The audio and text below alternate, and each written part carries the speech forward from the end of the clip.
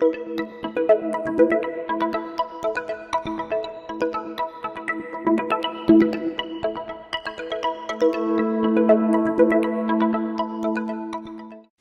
actually the kernel of this book was something that had nothing to do with the bombing initially.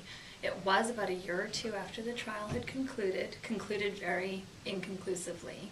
So things felt still so unresolved with the bombing, but I wasn't thinking about it directly.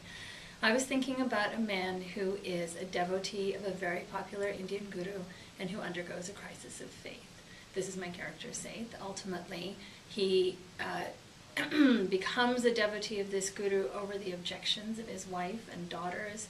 He's a physics professor. I knew all of these things about him without really knowing why I knew them, but I was very curious about what could make such a person attached to such a guru. I think perhaps because it was so shortly after the end of the trial, I had the idea that he had comforted a friend of his through the loss of a friend's wife and son in the bombing.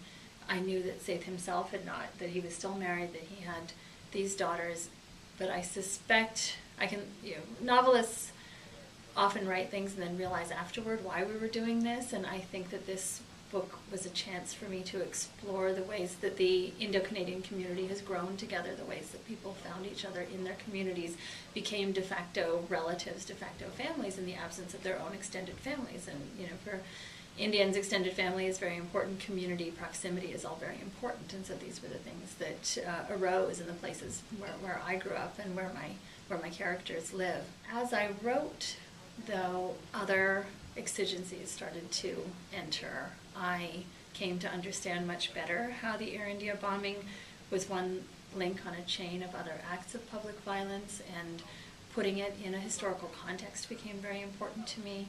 I also started to realize that there was growing in me a curiosity about the ways that I was a teenager when the bombing happened. I was aware that it forced me to acknowledge a sort of a racial identity in Canada that I hadn't yet come to grips with or had resisted up until then.